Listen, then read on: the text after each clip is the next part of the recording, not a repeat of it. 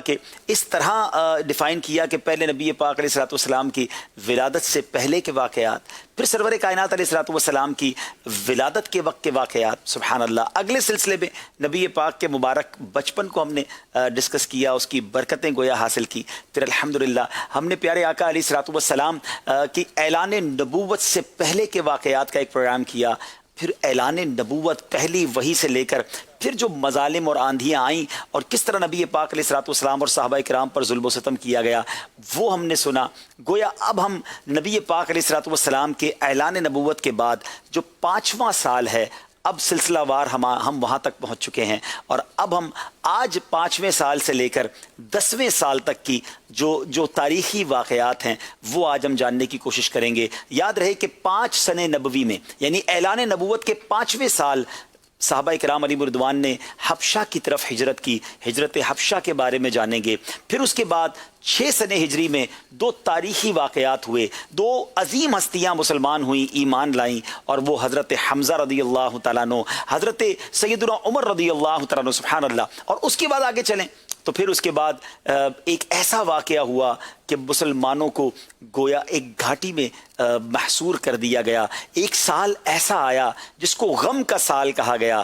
وہ سال ایسا کیا ہوا تھا، یہ سب کچھ انشاءاللہ آج کے سلسلے میں آپ جانیں گے، اور اردو کے ساتھ ساتھ انشاءاللہ مختلف زبانوں میں بھی آپ اس پروگرام کے اندر یہ سمجھیے کہ گفتگو میں ہمارے ساتھ مبلغ شامل ہوں گے۔ پنجابی، سندھی، بلوچی، پشتو زبان کے ساتھ ساتھ انٹرنیشنل لینگویج میں مبلغین بھی ہمارے ساتھ ہوتے ہیں، عربی میں، انگلش میں، اور پھر ساتھ ساتھ آپ بھی ہمیں مختلف زبانوں میں کال کر سکتے ہیں۔ نعت خواں اسلام میں ہمارے ساتھ ہوتے ہیں، مختلف زبانوں میں ہم نعتیں بھی سنتے ہیں، تو بہت ہی فلیورڈ، مختلف یوں سمجھیے کہ خوبصورتیوں کے ساتھ یہ سلسلہ ہوگا۔ اور کیوں نہ ہو، بات کس پیارے آقا کی ہے، ذکر کن کا ہے جن کا عالم پروانہ ہے۔ اور یہی بات مفتی اعظم ہند مصطفیٰ رضا خان صاحب اپنے کلام میں لکھتے ہیں نا، تو شمع رسالت ہے، عالم تیرا پروانہ، تو ماہ نبوت ہے، اے جلوہ جانان۔ تو شمع رسالت ہے،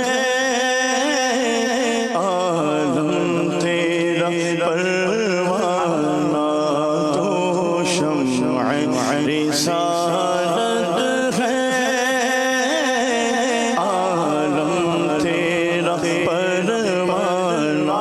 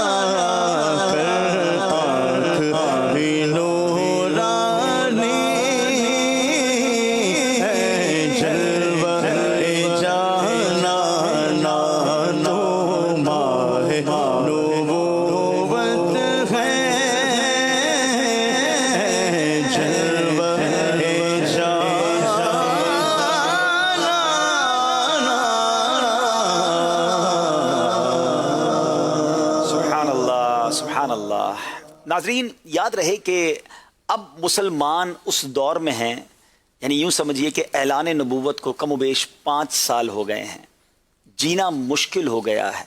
मक्का पाक में मुसलमानों पर बड़ी तकलीफ़ें हैं। कलमा पढ़ने वालों को, नमाज पढ़ने वालों को, अल्लाह का नाम लेने वालों को, कुरान पढ़ने वालों को बहुत सताया जा रहा है। वो देश जो उनका अपना देश था, वो वतन जो उनका अपना वतन था, जहाँ वो लोग पैदा हुए, जहाँ उनका कारोबार था, जहाँ उनके घर थे, जहाँ उनकी फैमिली थी, अब वहाँ सांस लेना गोया मुश्किल था। किस कदर मजालिम, किस कदर तकालीफ, हमने पिछले प्रोग्राम में उस पर बहुत सारे वाक़यात भी आपको सुनाए। अब आखिरकार ये डिसीजन नबी पाक अलैहिस्सलाम ने लिया कि मुसलमानों को कहा गया कि वो हबशा की तरफ हिजरत कर जाएं, मक्का छोड़ें, दूसरे लफ्ज़ों में सरजमीन अरब उसको भी छोड़ दें, जो उस ज़माने का हिजाज मुक़द्दस या जिसको आज हम अरब शरीफ कहते हैं उसको छोड़ें, और अफ्रीका, याद रहे हबशा कहाँ है आज के दौर में। हबशा जिसको कहा जाता था आज के दौर में उसको इथोपिया कहा जाता है। और मैं गुजारिश भी करूंगा, मैंने मदनी चल की मजलिस से कुछ तैयारी की होगी कि मक्का शरीफ से अगर हबशा कोई जाता है, इथोपिया जाता है, तो उस ज़माने में तो जहाज़ नहीं थे, तो दरमियान में समुंदर आता है, तो गोया कश्ती के ज़रिए ये ट्रैवल हुआ, फिर खुश्की के ज़रिए सफ़र हुआ, और एक अच्छा खासा सफ़र है। ये आप नक्शा देख रहे होंगे कि ये मक्का पाक से अगर कोई हबशा जाना चाहता है तो आज के दौर में अगर हम गूगल के ज़रिए चेक करते हैं तो ये आप देख रहे होंगे कि समुंदर क्रॉस करना पड़ता है। तो ये हबशा यानी मक्का पाक से एक बीच में एक समुंदर है, और उसके बाद वहाँ से कोई इथोपिया जा सकता है। और मैं आपको एक और बड़ी अजीब बात बताऊँ, और मुझे भी जब मालूमात हुई कि सूडान जो है, अफ्रीका का जो मुल्क है, वो बहुत करीब है जद्दा शरीफ से, यानी बीच में सिर्फ एक समंदर ही है। और ये भी बताया जाता है कि बाज़ औक़ात सूडान के साहिल से जद्दा की लाइट्स भी जो है वो नज़र आती हैं, तो इतना करीब है माशाल्लाह। तो अफ्रीका के कुछ हिस्से अरब शरीफ से बहुत करीब हैं, तो गोया नियरेस्ट कंट्री थी, करीब तरीन मुल्क था। तो नबी पाक ने हुक्म दिया कि मुसलमान वहां चले जाएं।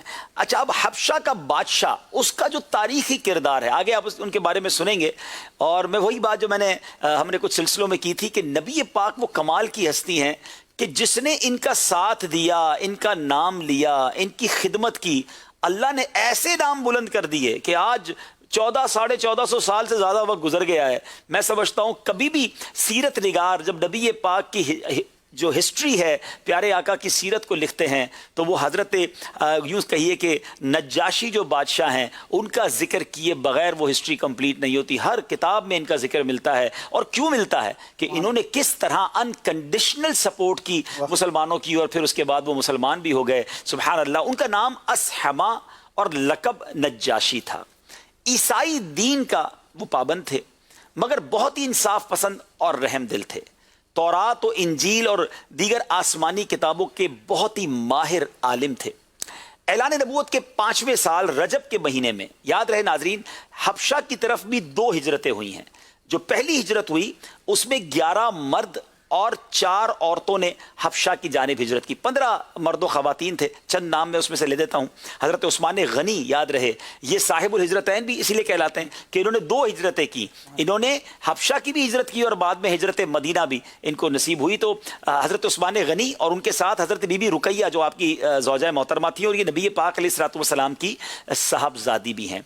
फिर हज़रत अबू हुज़ैफ़ा अपनी ज़ौजा के साथ, हज़रत अबू सलमा अपनी अहलिया हज़रत उम्मे सलमा रज़ियल्लाहु तआला अन्हा के साथ, हज़रत आमिर बिन रबीआ वो भी अपनी ज़ौजा के साथ थे, हज़रत ज़ुबैर बिन अल-अव्वाम, हज़रत मुसब बिन उमैर, हज़रत अब्दुर्रहमान बिन औफ, बड़े बड़े सहाबा, यानी 11 सहाबा और 4 जो है साहबियात उसमें थे। हज़रत उस्मान बिन मज़ऊन भी उसमें शामिल थे। तो ये 15 लोगों का काफ़िला वहाँ पहुँचा। अब ज़रा दोबारा मैं चाहूँगा वो नक्शा दिखाया जाए। हुआ क्या कि जब ये काफ़िला मक्के से हबशा की तरफ या आज के दौर के इथियोपिया की तरफ रवाना हुआ ना, अफ्रीका की तरफ, तो पीछे कुफार को पता चल गया। वो तो जान के ये समझे लूटने वाले थे ना, जान पर हमला करने वाले थे। तो उन्होंने फौरन इंटरसेप्ट करने के लिए, गोया रोकने के लिए पीछे लोग भेजे, घुड़सवार भेजे कि किसी तरह ने रोक लिया जाए। मगर जैसे ये काफिला पीछे से इनको रोकने के लिए पहुंचा तो मुसलमान साहिल समंदर पर बैठकर कश्ती में सवार हो चुके थे, तो ये रोक नहीं पाए और कश्ती से ये रवाना हो चुके थे। और ये काफिला अल्हम्दुलिल्लाह हबशा पहुंचा। कुछ दिन बड़े सुकून के गुजरे, अल्लाह की इबादत में ये हबशा के अंदर इबादत में रहे। मगर वहाँ ये अफवाह फैल गई कि मक्का पाक में जो काफिर हैं वो मुसलमान हो गए। تو یہ اس افواہ کو سن کر، اب کمیونیکیشن تو اس زمانے میں ایسا نہیں تھا نا کہ ٹیلی فون کر کے کنفرم کر لیا جائے کہ بھئی یہ خبر سچی ہے کہ نہیں، انٹرنیٹ پر سرچ کر لیا جائے، وہ سب کچھ تو نہیں تھا. اطلاع آئی تو یہ لوگ واپس آ گئے مکہ. جب مکہ واپس آئے تو پتہ چلا افواہ تو جھوٹی ہے، ظلم و ستم تو وہی جاری ہے. تو کچھ لوگ چھپ کر مکہ میں رہے، کچھ واپس آ گئے، لیکن جو چھپ کر رہے ان ظالموں نے انہیں تلاش بھی کر لیا اور ان پر مظالم ڈھائے، اور آخر کار نبی پاک علیہ الصلوۃ والسلام نے پھر مسلمانوں سے فرمایا کہ باقی لوگ بھی ہجرت کریں.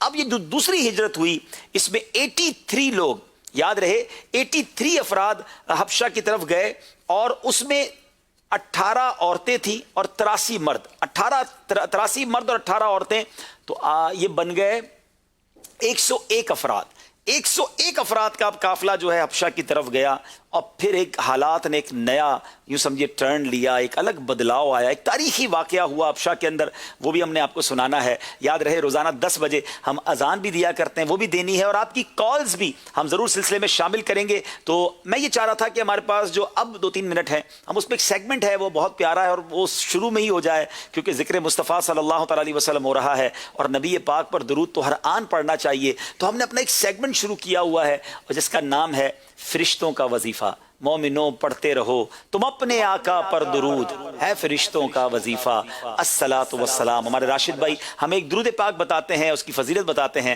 تو آئیے وقت ہوا ہے سیگمنٹ کا جس کا نام ہے فرشتوں کا وظیفہ.